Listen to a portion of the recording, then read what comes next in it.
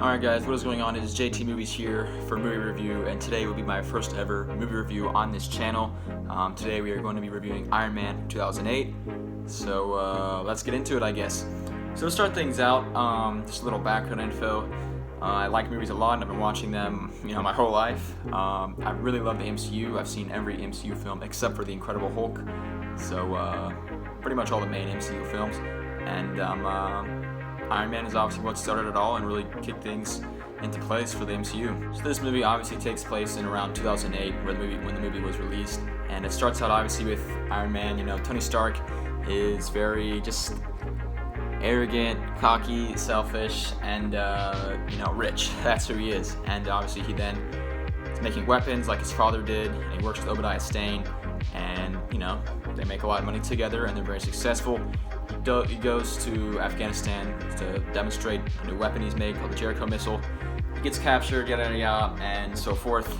Next thing you know, he escapes capture, becomes Iron Man, and the movie takes off from there.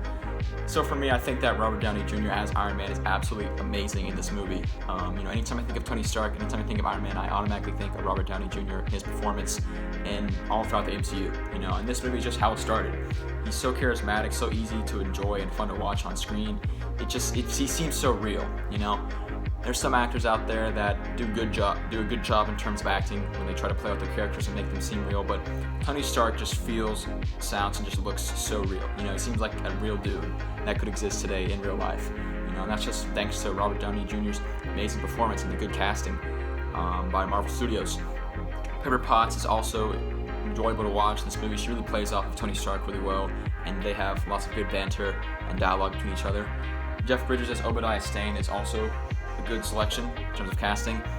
He's just evil. He's just an evil dude. He's a bad guy, and his motives are clear, and he's a fun villain. He's really a fun villain. He's just a bad dude. That's really what separates him from some of the other MCU villains. He's not some super huge big bad guy trying to blow up Earth. He's been in kind of the shadow of the Stark family his whole life, and now he just wants to take control of the company and become rich and live the life he's always wanted to live. And him as Ironmonger is also a lot of fun, and it's a good movie because of him. Not to mention Terrence Howard is also Rhodey in this movie, and obviously in the later movies Rhodey is Don Cheadle, and I love Don Cheadle. He's a good actor, but I feel like what Terrence Howard does a really good job of in this movie is just his companionship and friendship with Tony Stark. They really seem like good friends. They seem like they've known each other for a long time, whereas in the other movies, Don Cheadle's Rhodey seems kind of like, he's always getting mad at Tony, telling him, hey, you shouldn't be doing this, you shouldn't be doing that. They don't seem as close of friends as they did in the first movie, so I feel like that's a good thing about Terrence Howard's performance in this. So, I don't really mind Don Cheadle's Rhodey, but it is a little bit of a switch, they're a little bit different in comparison, I guess, between the Rhodeys. This movie also has some decent music, has some classic rock along with some soft rock here and there. And some of the action scenes where Iron Man is just taking out terrorists or fighting Ironmonger or something like that, there's always this rock beat in the background, and that just reminded me of the Halo video games. I'm also a big Halo fan, and just in those games, when you play as Master Chief and you're taking out the Covenant or something like that, you can always hear the rock music and Halo music blasting in the background, and it makes you feel good, it makes you feel powerful, it makes you feel like you're a beast. And I feel like that's what those scenes in this movie make you feel like. They have that rock in the background, they have Iron Man taking out enemies, and it's just a lot of feel-good scenes that just make Iron Man seem like a beast. It's fun movie scenes and action scenes from the movie like that make it stand out, with that classic rock in the background. And I think that really gives this movie a style and an identity in terms of music and just the action. Speaking of music and the action, this film is a pretty high quality film. It holds up to this day. It looks great. It feels good. Just the aesthetic from this movie is also pretty solid. It's a good movie. It's a high quality film. Who knew? I have no idea if anyone knew that the MCU would be this big today because of this film, but that's just the way it has happened. And I think this film really just set the standard for the MCU. Pretty solid film. Speaking of more scenes and just moments and memories, I love the ending duel between Ironmonger and Iron Man. It may seem simple and it might not have been that long or entertaining exactly, but it's a pretty solid ending scene, and it's a lot of nostalgia for this movie. Is what I have for this movie, and it's just a pretty solid scene in general.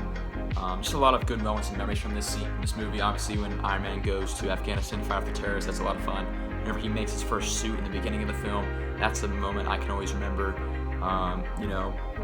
And obviously the ending of this movie where he reveals that he is Iron Man, it's a pretty iconic scene, one of the most iconic, I feel like, of the past 10 to 15 years in terms of cinema. Just a really great scene. And, I feel like this movie just does a really good job of its characterization of Iron Man, Pepper Potts. Maybe not so much for Rhodey, because he kind of changes a little bit as Don Cheadle becomes Rhodey instead of Terrence Howard reprising his role. But, its characterization and just setting up the identity of the Iron Man franchise and the MCU, and just Tony Stark in general, as he's pretty much the main character of the MCU, he just really did a good job of setting things up for the future. That's what this movie was meant to do, and not only is it a good movie for setting things up for the future, but it's just a good movie in general. I mean, if there was no MCU and this was just a solo standoff film, which would be very sad if there was an MCU, but if it was just by itself, it'd still be a really awesome movie, and I think most people can agree on that. It's a pretty good movie.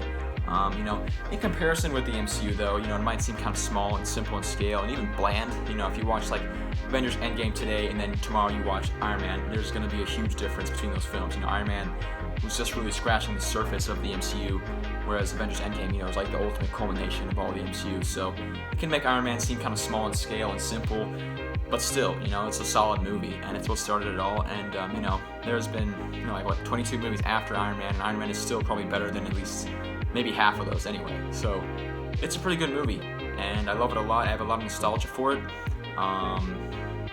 It's what started it all, and you can't go wrong with Iron Man. I think it's a fun movie to watch anytime, any day, any place, anywhere, and that's why I give Iron Man an A+. In the end, I think Iron Man is going to go down as a classic film, and just a film that kind of like Star Wars: A New Hope or Jurassic Park, where they just kind of started a franchise that has become so popular and so well loved and well received. And the MCU has been such an ambitious film franchise, and to think that it all started from Iron Man, it's pretty crazy. And it makes you really appreciate what this movie did and how it set things up. And like I said, that's why it gets an A+ at the end of the day. It's a fantastic movie, pretty good. But it's only the beginning. We have 22 more MCU films to review, and this one is just the beginning. I love this movie, though. Pretty solid. It can seem small in scale, but it doesn't take away from its legends, and the respect I have for this movie. So it's a pretty good movie, and that's all I've got for you guys today. Thanks for watching. Enjoy the rest of your day.